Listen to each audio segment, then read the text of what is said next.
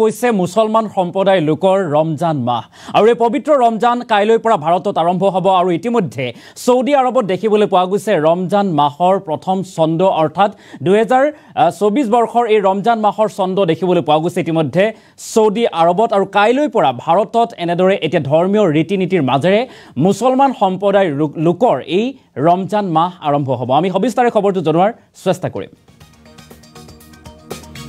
আৰবত উলাল ৰমজানৰ চন্দ্ৰ কাইলৈৰ পৰা ইছলাম ধৰ্মাৱলম্বী লোকৰ পবিত্ৰ ৰমজান মাহ নিয়ম অনুসৰি আজি প্ৰথমটো তাৰাবিহ নামাজ সম্পন্ন কৰা হ'ব আৰু সৌদি আৰবত দেখিবলৈ পোৱা গ'ল 2024ৰ ৰমজানৰ চন্দ্ৰ সৌদি আৰবত 11 মাৰ্চৰ পৰা আৰম্ভ হৈছে ৰমজানৰ ৰোজা আৰু সম্পূৰ্ণ এমাহ ৰোজা ৰাখিব ইছলাম ধৰ্মাৱলম্বী লোকসকলে মুছলমান লোকসকলৰ বাবে এয়া এক পবিত্ৰ সময় বুলি ধৰা হয় মছজিদসমূহত প্ৰথমটো তাৰাবিহ নামাজৰ বাবে প্ৰস্তুতি চলিছে মহানগৰী গাড়ীগাঁৱতো ৰমজান মাহৰ বাবে চলিছে এতিয়া ব্যাপক প্ৰস্তুতি গাড়ীগাঁৱৰ প্ৰতিটো মছজিদত ৰোজাৰ লগতে সমাপন হ'ব ধৰ্মীয় ৰীতি-নীতি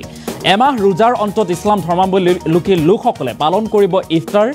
আৰু কাইলৈৰ পৰা ইছলাম ধৰ্মাৱলম্বী লোকৰ যিহেতু পবিত্ৰ এই ৰমজান মাহ আৰু নিয়ম অনুসৰি আজি প্ৰথমটো তাৰাবিহ নামাজ কৰা হ'ব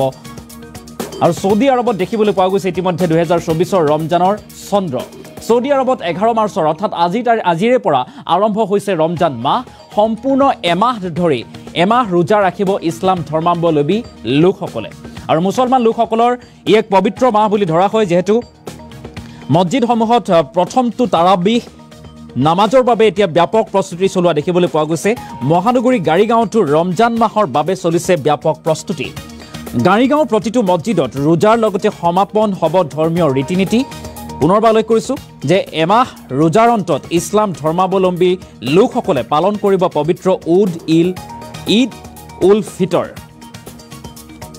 আৰু কাইলৈৰ পৰা ইছলাম ধৰ্মাৱলম্বী লোকৰ পবিত্ৰ ৰমজান মাহ ভাৰতত এনেদৰে কাইলৈৰ পৰা অনুষ্ঠিত হ'ব বা পালন কৰা হ'ব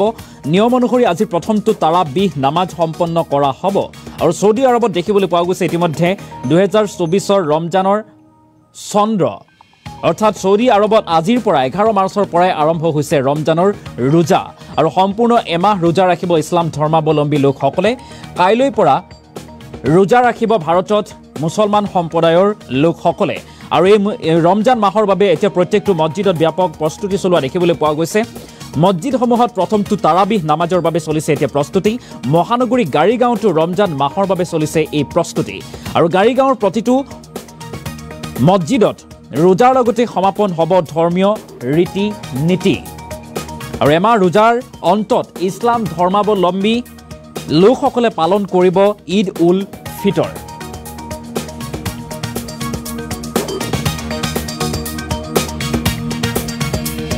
আৰু সম্পূৰ্ণ এমাহ ৰোজা ৰাখিব দেখি যেহেতু ইছলাম ধৰ্মাৱলম্বী লোকসকলে আৰু গুৱাহাটী মহানগৰী গাড়ীগাঁৱতো দেখিবলৈ পোৱা গৈছে ব্যাপক প্ৰস্তুতি আমি গাড়ীগাঁৱৰ কিছু দৃশ্যাংশ দেখুৱাৰ চেষ্টা কৰিম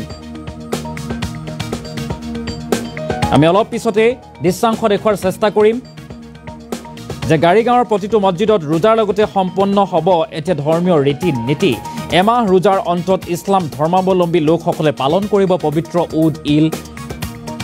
ঈদ উল ফিতৰ আৰু কাইলৈৰ পৰা ইছলাম ধৰ্মাৱলম্বী লোকৰ পবিত্ৰ ৰমজান মাহ নিয়ম অনুসৰি আজি প্ৰথমটো তাৰাবিহ নামাজ সম্পন্ন কৰা হ'ব আৰু সৌদি আৰবত দেখিবলৈ পোৱা গৈছে যেহেতু 2024ৰ এই ৰমজান মাহৰ প্ৰথমটো চন্দ্ৰ সৌদি আৰবত 11 মাৰ্চৰ পৰাই অৰ্থাৎ আজিৰ তাৰিখৰ পৰাই আৰম্ভ হৈছে ৰমজান মাহ সম্পূৰ্ণ এমাহ ৰোজা ৰাখিব ইছলাম ধৰ্মাৱলম্বী লোকসকলে আৰু মুছলমান লোকসকলৰ বাবে এয়া এক পবিত্ৰ সময় বুলি ধৰা হয় পবিত্ৰ মাহ আৰু মছজিদসমূহত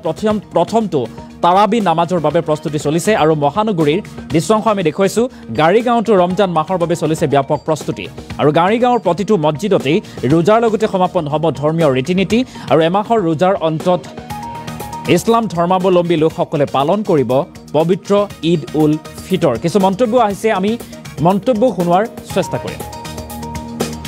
ইছলাম ধৰ্মাৱলম্বী লোকসকলৰ যিহেতু পবিত্ৰ মাহ ৰমজান আৰম্ভ হ'ব আজি প্ৰথমটো তাৰাবিহ আৰু তাৰপিছত কাইলৈ প্ৰথমটো ৰোজা এই গোটেই বিষয়টো জানিব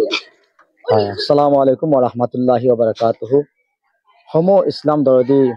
মুছলমান মা ভনী ভাই মই সৰ্বপ্ৰথমে সালাম জ্ঞাপন কৰিছোঁ আৰু ৰমজান মাহৰ শুভেচ্ছা জ্ঞাপন কৰিলোঁ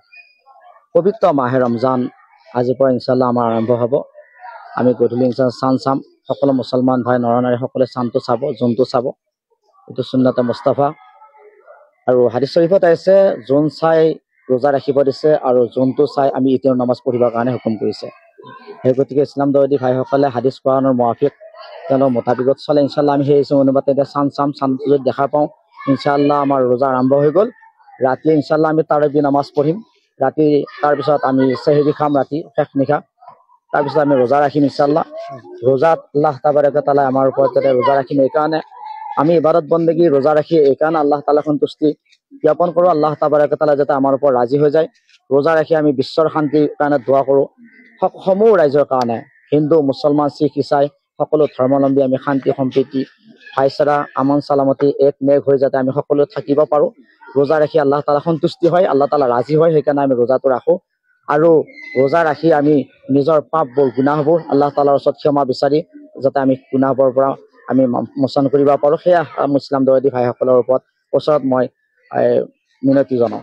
সমূহ নৰ নাৰী সকলোৱে যাতে ৰোজা ৰাখে, তাৰাবি নামাজ পঢ়ে, ইবাদত বন্দেগী কৰে। এইটো ৰমজানৰ মাহ, ৰহমতৰ বৰকতৰ মাগফিৰাতৰ মাহ। এই মাহটোত যাতে আল্লাহ তাআলাই আমাক সকলোকে বেছি বেছি ইবাদত বন্দেগী কৰি আমালোকক যাতে আল্লাহ তাআলাই আল্লাহৰ প্ৰিয় নেক বান্দা হোৱাৰ তৌফিক